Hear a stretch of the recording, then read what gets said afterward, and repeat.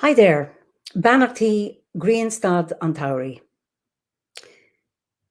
Blessings of the summer solstice or Albanevin, and Samhain greetings to those of you in the Southern Hemisphere.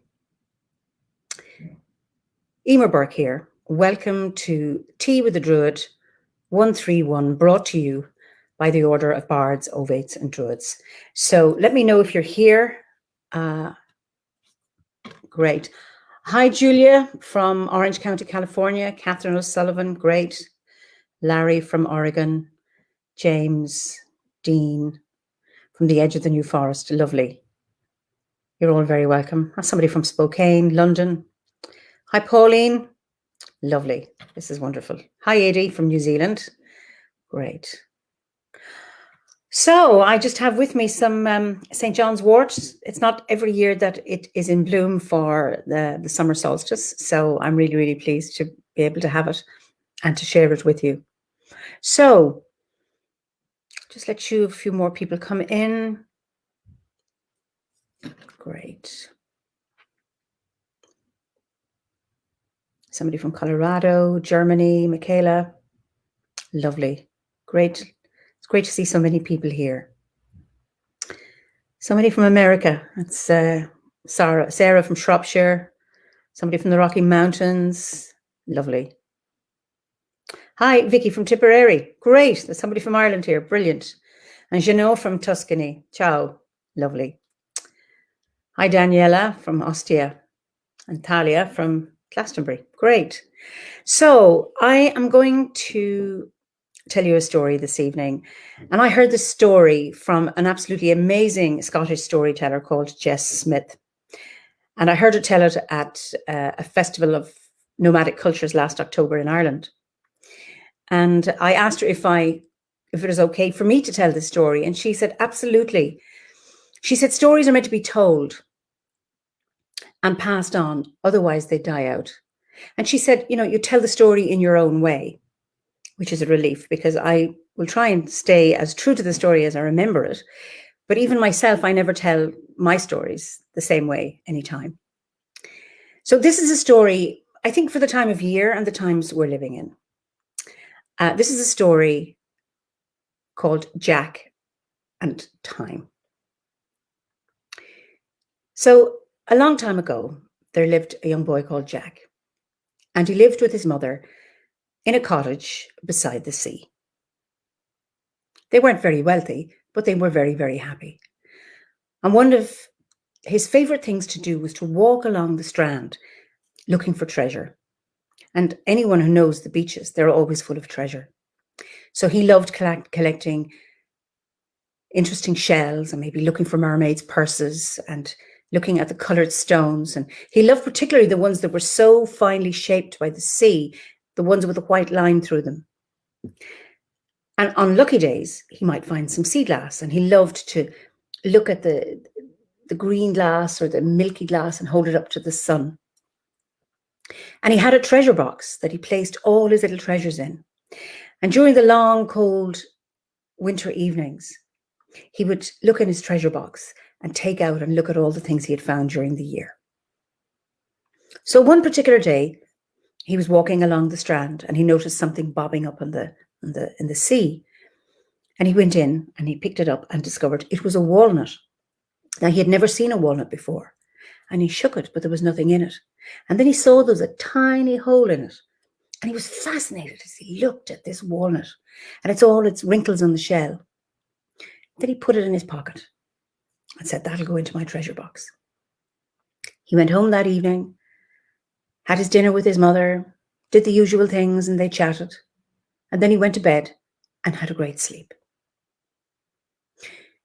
When he woke up the next morning, he sensed something different, something very strange. It was the sound, a strange sound that made him uneasy. And it wasn't so much what he heard, it's what he didn't hear. He didn't hear the sound of his mother pottering in the kitchen cooking breakfast. He didn't hear her singing as she normally did. And he was concerned. So he jumped out of bed, got dressed quickly, and ran into the kitchen. And it was in total darkness. The fire hadn't been lit, the kettle wasn't on boiling, and no sign of his mother. So he called out to her, no answer. And he was really worried. Then he went into her bedroom, and there he saw her lying in the bed, very pale and weak. And he said, "Mother, what's wrong? Are you okay? Are you ill?" And she said, "Oh, Jack, I am so ill. I think my time here on earth is over. It's time for me to pass." And he said, "No, you can't. You can't leave me. You can't leave me." And she said, "Jack, if it's my time, it's my time. And remember, I've led a good life. I'm happy with the life I've led. And I'm ready. I'm ready to go across the veil to the other side. And no, I've always loved you. I always will love you, and I will look after you from the other side." And he said, "I'm not letting you go. I am not letting you die." And he ran out of the room, out of the house, and onto the strand.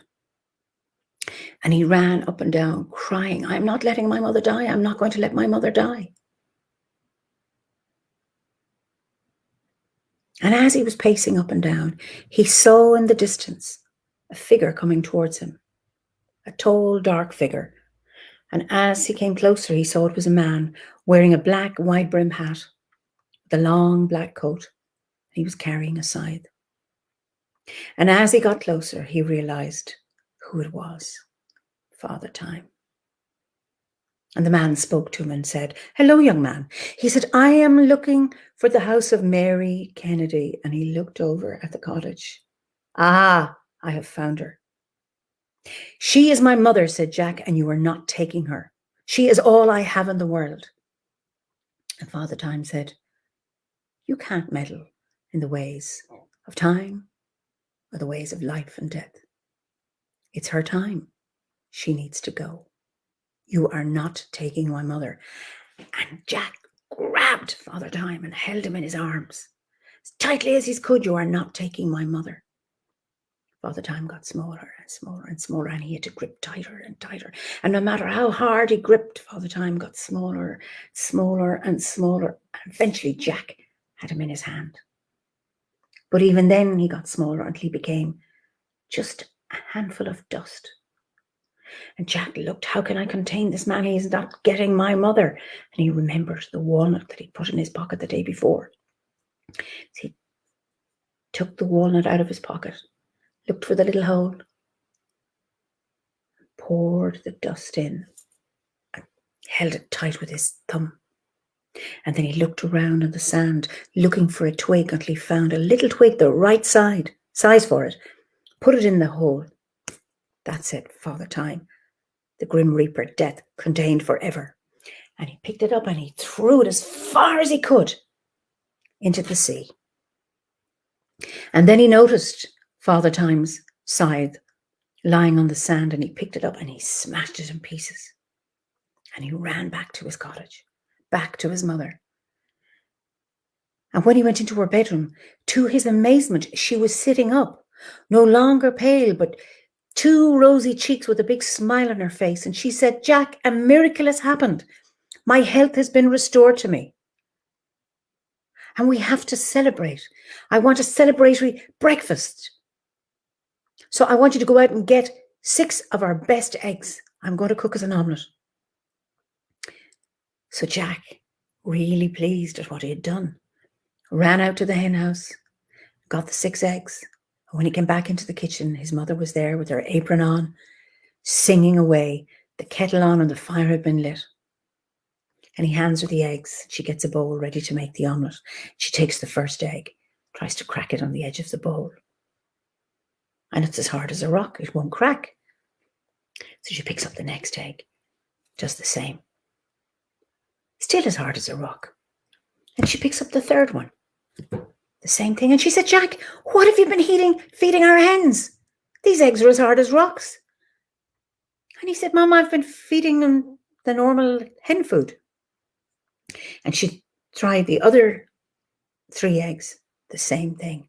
"Ah, this won't do," she said. "I'm hungry and I need my celebratory breakfast. Go out and get one of the best hens, and we're going to have roast chicken.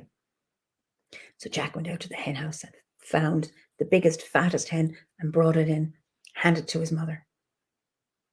And she put it on the chopping block and got the cleaver and chopped the hen's head off.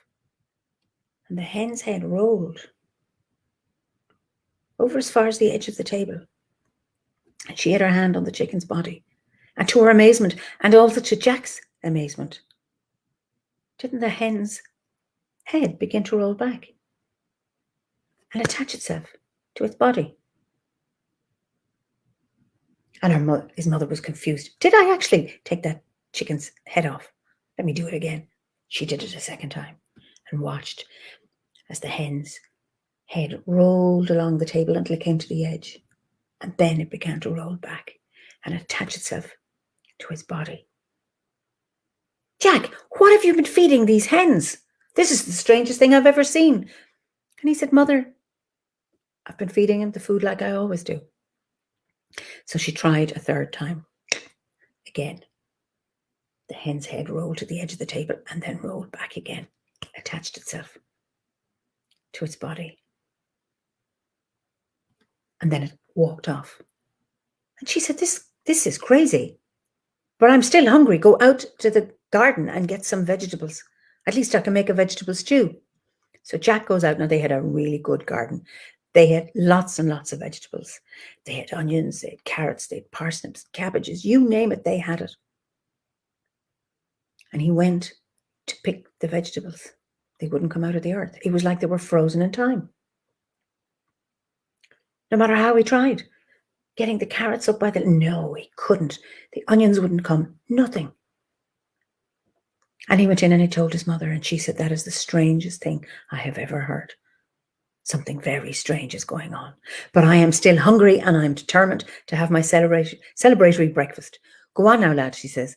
Go into the village, go to the butcher's and get a pound of his finest steak. Now, his best steak. This is a special day. So Jack went off.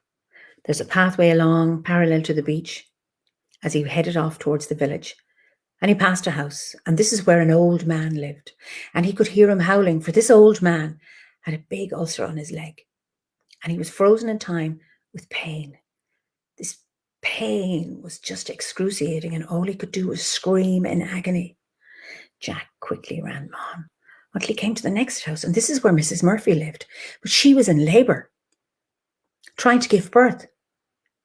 But everything had stopped. Again, and all she was in mid-contraction, feeling this pain, but this baby wasn't coming out. And he ran very quickly past the shop. And when he arrived at the village, there was a strange silence about it. And he could see people in little clusters talking together, whispering, looking over their shoulders.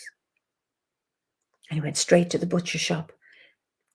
And he could see in the cold room at the back loads and loads of meat hanging up on hooks. And he said to the butcher, please, my mother would like a pound of your finest steak. Her health has just been restored and she wants to have a celebratory breakfast. Ah, Jack, I'm afraid something strange is afoot. I'm not able to cut any of that meat. My saws won't cut the meat. They're as hard as rock. Jack, this is very strange. And he headed out the door and went to walk back along the path along the shore to his house. And then he began to join the dots together. All of this was connected. So he went back into his house and told his mother about all he'd experienced on his journey. And he was looking a bit shifty. And she said, Jack, you know something. And he looked very guilty. Jack, what have you done? Well, I didn't want you to die. I'm not ready for you to go. But I told you I was ready. What did you do? Well, I met Father Time on the beach. And I grabbed him and I said he wasn't taking your life and that you were not going to die. And he got smaller, and then I put him in a shell and I threw a walnut, and I threw the walnut into the sea. Oh, Jack, you cannot meddle the ways of life and death. Now look what's happening. No one can die. No one can be born. Nothing can grow. You have to undo this. But I don't want you to die. Jack, you need to undo this. And he could see the sense in what she was saying, even though he was heartbroken. And he went out. He said, but how am I going to? I'm not going to find that walnut again. It's in the middle of the ocean. And she said, you'll work something out. So out he went onto the beach. He begins walking up and down the strand, looking in vain for this tiny walnut in the sea. And as he's walking, he trips over something, and he looks down and he sees the bits of the side that he'd broken the day before. So he picked up all the pieces and went into a shed at the back of the house, and he began to repair it. And when he was finished, now he did a good job, and he brought it back down, held it there as he looked again, looked carefully to see if he could find that walnut. And there, what did he see? Bobbing on the waves, the walnut. Well, he was hoping it was his walnut. So he waded into the water, picked it up, and yes, it was. It had the little plug, the little twig. He came back onto the beach. He took the little plug out, shook the walnut, and Father Time appeared before him once more. And Jack said, I'm really sorry. I'm really sorry what I did. I now know I should never have done it. And Father Time said, Jack, why did you come back? Why did you let me out? And he said, I realized the damage that I'd done. If my mother couldn't die, then nobody could be reborn and nothing would grow. Ah, you learned a tough lesson, didn't you? And he said, I broke your side, I'm afraid. And I repaired it. And he said, oh, thank you. That looks better than it was before. He said, listen, Jack, you can't mess with time and you can't mess with life and death. These are things that must happen. This is the way of the world. But he said, I'll tell you what, since you've learnt your lesson and you are a good lad, I'll allow your mother live a few more years. But let me tell you this. When I come for her, you must be ready to let her go. She was ready to go this time, and she'll be ready to go whenever her time is right. And we must all be ready to go through the veil. And what helps us is by living a full life, no matter how simple that life, but to live it as fully as we can and to fill it with important things. Remember this, Jack. And with that, he was gone. So Jack went back to his house, and his mother was in the kitchen, still with her rosy cheeks and still singing. And he said, I've undone the damage I've done. Oh, wonderful news. Now we can have our celebratory breakfast. Let's look at those eggs again. And they had a most wonderful breakfast, a wonderful omelette that his mother cooked. And up the way where the old man was, his ulcer began to heal again and the pain was eased. And Mrs. Murphy gave birth to a beautiful baby girl. And the butcher was able to use his saws and provide meat for the community again. And Jack's mother lived more than a few years. And she was very well and very happy. And Jack, he got married and he had children and he had grandchildren. And he told everyone this story, the lessons that he had learned. And when Father Time came from his mother, he was ready to let her go. And then many years later, when he was a very, very old man, Father Time had come for him. He was ready. He had led a very, very full life, albeit a very simple one, but he had filled it with all the things that mattered. And then he passed through the veil. And that story has been passed on one generation to the next. And here I present this story to you, Sinead. So as Druids, the story that reminds us of this time of the solstice, where this is the 22nd of June, and how we are now at the cusp. The sun is at its highest. at its greatest power, but the paradox is that once it reaches the apex, it begins to decline. And luckily, in this part of the world, we have a very slow decline where the light gets weaker and the days get shorter until we reach the winter solstice, when we reach the shortest day and the longest night, and then the light begins to grow. That we understand these cycles. And